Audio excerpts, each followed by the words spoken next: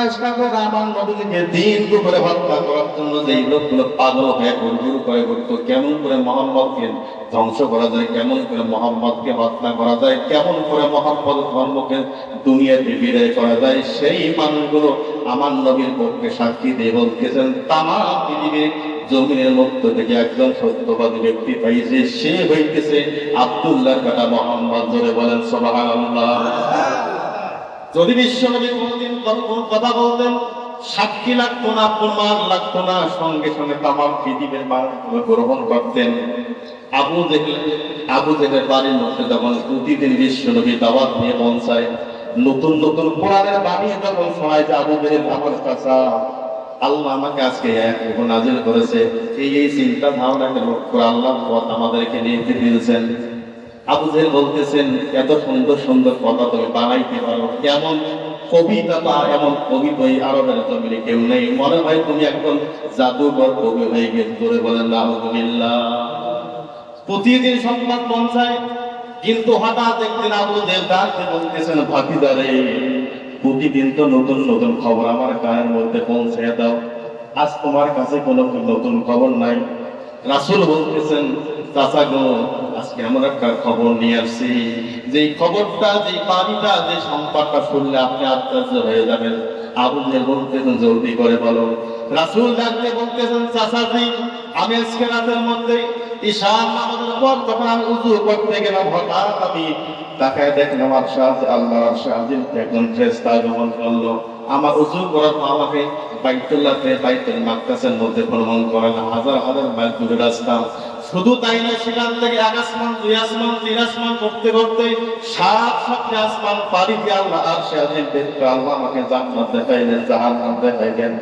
ও চাচাজি, একটা ঘন্টার জন্য না, 2টা ঘন্টার জন্য না, 3টা ঘন্টার জন্য না, একটা দিন না, 2টা দিন না, একটা মাস না, 2টা মাস না, আমি বিশ্ব নবী আল্লাহর বাড়িতে মেরাজের রজনীতে 27টা বছর কেটে দিয়েছি। ধরে বলেন সুবহানাল্লাহ। আবু জেহেল মনে মনে হাসতেছে আর বলতে, ভাতিজা তারপর কি হলো? বলতেছেন চাচাজি, যে উযুর পানি করে আল্লাহর বাড়িতে যাওয়ার জন্য তৈরি হয়ে গিয়েছিলাম, যে উযুর পানি করে আল্লাহর বাড়িতে বেড়াইতে গিয়েছিলাম, 27টা বছর কেটে যাওয়ার পর যখন আমি জমিনের মধ্যে চলে আসলাম, এসে দেখি এখনো উযুর পানি জমিনে গড়তেছে। জোরে বলেন সুবহানাল্লাহ।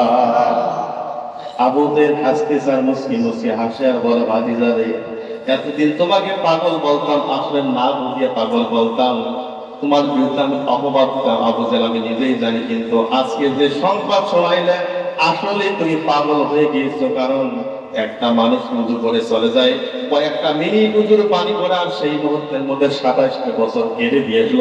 আমার তো মনে হয় মক্কার জমিনে কোনো পাগল এই কথা বিশ্বাস করবে না। জোরে বলেন নাউযুবিল্লাহ। আবু জেহেল কয়, অনেক দিন থেকে সুযোগ খুঁজছিলাম তোমার বিরুদ্ধে লাগার জন্য, কিন্তু সুযোগ পাইনি, আজকে পাইছি। কে? 27 বছর আল্লাহর বাড়িতে কাটায়, দুনিয়াতে উযুর পানি এখনো। বলতে যে ভাতিজা, যদি অনুমতি দাও আমি এই খবরটুকু মক্কার অলিতে গলিতে পাঠাই দিই। বলতেছে নিঃসন্দেহে, তুমি দেরি করো কেন, পৌঁছে দাও। বলতেছে কাকে আগে পৌঁছে? দুনিয়ার জমিনে সবচেয়ে তোমার আপন বন্ধু হইতেছে হযরত আবু বকর। দুনিয়ার জমিনে আল্লাহ নবীর বন্ধু ছিল প্রথম 1 নম্বর বন্ধুকে হযরতে আবু বকর। যদি এমনিতে বন্ধু না, সার্টিফিকেট নিয়ে বন্ধুত্ব অর্জন করেছে। আল্লাহ বলে দুনিয়ার জীবনে আমি 2 জনকে বন্ধু বানাইলাম। হযরত ইব্রাহিম আলাইহিস সালাম উপাধি দিয়ে বলতেছেন, জাতির পিতা ইব্রাহিম আলাইহিস সালামের খলিলুল্লাহ। ধরে বলেন সুবহানাল্লাহ। খলিলুল্লাহ, খলিলুল্লাহ মানে বন্ধু না? কার বন্ধু? আমার নবীর ক্ষেত্রে খলিলুল্লাহ, আল্লাহ বলে আমার বন্ধু হাবিবুল্লাহ। ধরে বলেন সুবহানাল্লাহ। তাফসীরকারগণ বলতেছেন হাবিবুল্লাহ মানে আল্লাহর বন্ধু, খলিলুল্লাহ মানে আল্লাহর বন্ধু। 2 নবীর ক্ষেত্রে 2টা শব্দ লাগাইলো, কারণ আছে কি না? আল্লাহ বলতেছেন জাতির পিতা ইব্রাহিম আলাইহিস সালামের পক্ষে যখন খলিলুল্লাহ উপাধি দিলাম, এই খলিলুল্লাহ উপাধি কেমন? এমন বন্ধু, যেই বন্ধু আল্লাহকে খুশি করার জন্য সব করতে পারে। তেমন আল্লাহ খুশি করতে গিয়ে নমরুদের আগুনের মধ্যে ঝাঁপ দিয়ে দিলেন। আল্লাহ খুশি করতে গিয়ে 80 বছর পার হওয়ার পর নিজের সুন্নতে খাতনা করলেন। আল্লাহ বোঝাইতেছেন এমন বন্ধু, যেই বন্ধু আল্লাহর জন্য সব করতে পারে। আর আমার রাসূলকে হাবিবুল্লাহ উপাধি দিলাম, কারণটা কি? হাবিবুল্লাহ যেই সেই বন্ধুকে বলে, যেই বন্ধুর জন্য আল্লাহ স্বয়ং মানুষে আদিম থেকে নিজেই কাজের মধ্যে ব্যস্ত হয়ে যায়। ধরে বলেন সুবহানাল্লাহ। খলিলুল্লাহ আল্লাহ জন্য সব করতে পারে, হাবিবুল্লাহ আল্লাহ নবীর জন্য সব করতে পারে। মেরাজের নবী ঘোড়াকে উঠে রাসূল বলতেছেন জিবরিল ভাই এত সুন্দর ঘোড়াকে যে আল্লাহর বাড়িতে বেড়াইতে যাবো, আমার উম্মতরা শুনে কি আফসোস করবে না যে নবী আপনি একাই দিন বেড়াইতে আল্লাহর বাড়িতে? আপনি যখন আপনি একটা দাওয়াত খাইতে যাবেন, আপনি ট্রেনের নতুন শরীরে চলছেন, আপনার কবিতার সন্তান আছে, মায়া হবে না যে আমার এই সন্তানগুলো এই সুযোগে ট্রেনে চলতে কতই না ভালো লাগতো না, এই ধারণা হয় কি হয় না? আমার নবীর চিন্তা করতেছেন, আমার উন্নত শুনলে তো মন খারাপ করে ফেলবে। জিবরিল বলতেছে নবী আপনি কি বায়না করেন, যেই জিনিসটা আল্লাহ এখন পর্যন্ত 40,000 নবীদেরকে আল্লাহ দেন, আপনাকে স্পেশাল গেস্ট বানাইলে আপনি কি বায়না করছেন? এই বায়না আল্লাহ কখনো কবুল করবে না। আল্লাহ বলে জিবরিল দেরি করো, আল্লাহ নবীর আমার হাবিবের মন যেখানে খারাপ আমি আল্লাহ সেখানে ভালো করে দিই। জোরে বলেন সুবহানাল্লাহ। নবীকে আল্লাহ ওহী নাযিল করে বলতেছেন ইয়া রাসূলুল্লাহ আপনার যদি কোনো ইমানদার মুত্তাকি উম্মত হয়ে থাকে আমি তাদেরকে জান্নাতে নেওয়ার জন্য স্পেশাল খোরাক বানায় দিলাম। জোরে বলেন সুবহানাল্লাহ। নবীজি যা খাইছেন উম্মতের জন্য তাই বরাদ্দ করে দিয়েছেন। এই জন্য তো আমার নবী ততক্ষণ পর্যন্ত আমাদের হাতে হাত থেকে আমাদের যিনি জান্নাত যাবেন না, আল্লাহ ততক্ষণ পর্যন্ত কোন নবীর জন্য জান্নাতের দরজা খুলবে না, খুলবে না, খুলবে না। ধরে বলেন সুবহানাল্লাহ। কেমন নবী পাইলাম, কিন্তু এত সুন্দর নবী পাওয়ার পর মুসলমান নবীর আদর্শ সমাজে মানতে চায় না। মানে কি জিনিস যে হুজুর দাওয়াত দিচ্ছেন ভালো কথা, আমরা হাদিসে আপনারা বলেন যে খাওয়ার শেষে মিষ্টি খাওয়ার সুন্নত, একটু কি ফাইল বানাইছেন? চিন্তা করে না করে না? সন্তান পরীক্ষায় পাশ করছে মিষ্টি নিয়ে দৌড়ে আসলে সুন্নাত। সন্তান দুনিয়া আসছে রাসূল তাহানি করছিলেন এটা করে হাত মুখে দেয়, হুজুরদের কাছে দোয়া করে নেয়। কিন্তু মুসলমান এত সুন্নত মানার পর যখন রাসূলের সমাজ করার জন্য সময় এসে এই মানুষগুলোর এই নবীদের ওয়াজ করতে কথা বলে ঠিক নেই। মানতে গেলে পুরা দিন থেকে মানতে হবে, না মানলে বিন্দু পরিমাণ মানে মেনে কোনো লাভ। রাসূল বলে কে আমার এই সুন্নত মানলে আরেক সুন্নত মানলে না কেন? বলে যে ইয়া রাসূলুল্লাহ মানতে চাইছিলাম কিন্তু ওই সুন্নতের কষ্ট বেশি। কি বেশি কষ্ট বেশি? জিহাদের ময়দানে লড়াই করা কষ্ট না?